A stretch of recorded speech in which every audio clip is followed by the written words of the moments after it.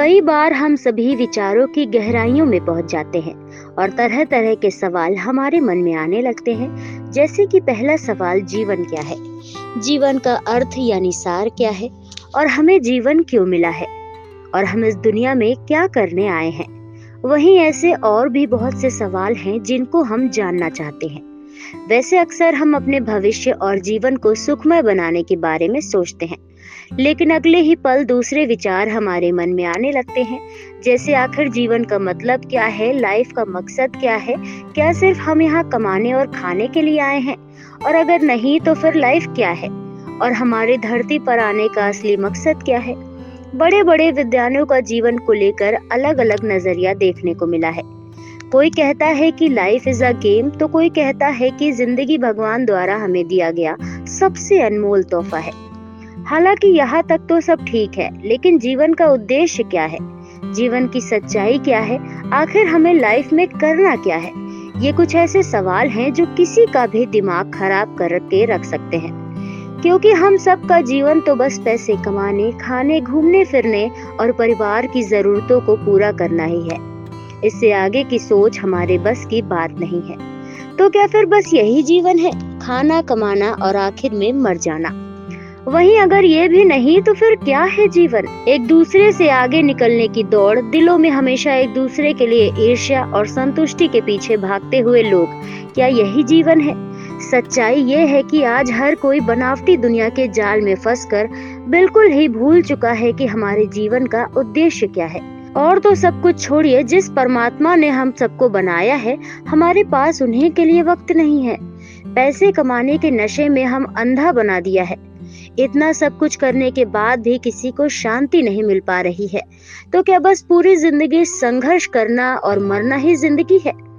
हालांकि आजकल तो लोग जीवन यापन करने के लिए बहुत संघर्ष कर रहे हैं, लेकिन पहले के जमाने में भी लोगों को जीवन जीने के लिए बहुत संघर्ष करना पड़ा था। जी हाँ, आपको बता दें कि हमारे पूर्वज यानी करीब 1 लाख साल पहले के आदि मानवों को हर दिन जिंदा रहने के लिए खूब संघर्ष करना पड़ता था। जी हाँ, यहाँ तक कि उन्हें पेट भरने के लिए अपनी जिंदगी खतरे में डालकर जंगली जानवरों का शिकार करना पड़ता था। उस जमाने में जानवरों की खाल और पेड़ों की छाल से आदि मानव अपना शरीर जैसे तैसे ढकते थे। वहीं समय के साथ उन्होंने खेती की खोज की। आपको जानकर हैरानी होगी कि गुफाओं में रहने वाले तब के मानव ने पत्थरों पर सोने के बजाय नए तरह के बिस्तर की खोज कर डाली थी। जी हाँ, दक्षिण अफ्रीका के प्राचीन निवासियों ने गुफाओं में अपने बिस्तरों को पत्थरों के मुकाबले ज्यादा आरामदायक बना लिया था। उस जमाने में ये सब करना कितना मुश्किल होगा, ये तो आप सब जानते ही होंगे। हालांकि गुफाओं में रहना कभी आसान नहीं था।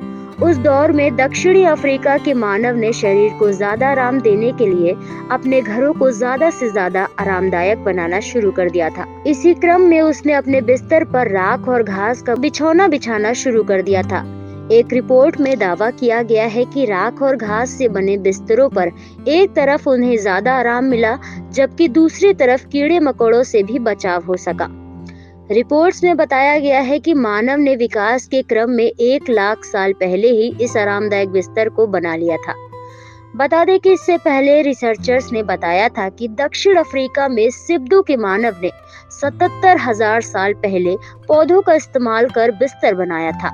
और तब रिसर्चर्स ने बताया था कि मानव ने राख और औषधीय गुणों वाले पौधों की मदद से बिस्तर बनाया था, जो काफी आरामदायक था। वहीं अब नए रिसर्चर्स में पता चलता है कि बिस्तर के आरामदायक होने का सिलसिला 1 लाख साल पहले ही शुरू हो गया था। जी हाँ, बताया जाता है कि नई खोज के नतीजे दक्षिण अफ्रीका का बॉर्डर गुफा में किए गए रिसर्च से निकले हैं। आपको बता दें कि इस गुफा के बारे में कहा जाता है कि इसमें 2.27 लाख साल पहले मानव रहते थे। माइक्रोस्कोपिक और स्पेक्ट्रोस्कोपिक तकनीक का इस्तेमाल करके किए गए अध्ययन से पता चलता है कि बिस्तर में इस्तेमाल की गई सफेद राख गुफा में इंसान के पहुंचने के समय की है।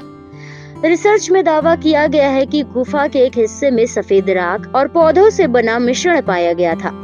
दरअसल उनका दावा है कि मानव इसका इस्तेमाल बिस्तर के लिए करते थे।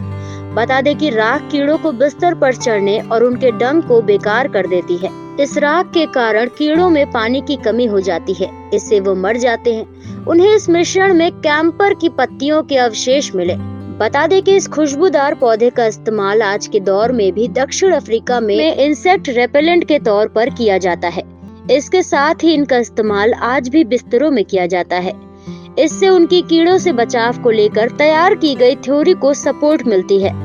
फिलहाल रिसर्चर्स को विश्वास है कि शुरुआती दौर में बॉर्डर गुफाओं में रहने वाले मानव पौधों का इस्तेमाल आरामदायक और कीट पतंगों से मुक्त बिस्तर बनाने के लिए करते थे, लेकिन सोने के लिए मुलायम पत्तियों को इकट्ठा करने का काम ज्यादा प्रभावशाली नहीं दिख रहा है। लेकिन फिर भी मानव ने करीब 1 लाख साल पहले सोने के लिए आरामदायक बिस्तर विकास कर लिया था, और इसके बाद भी सोने के लिए आरामदायक बिस्तर की खोज उस समय से पहले की जरूर मालूम पड़ती है, जो अब तक रिसर्चर्स ये मानते आए हैं। फिलहाल आपको बता दें कि आरामदायक जीवन जीने के लिए नई खोज करने का सिलसिला काफी पहले से ही शुरू कर दिया था।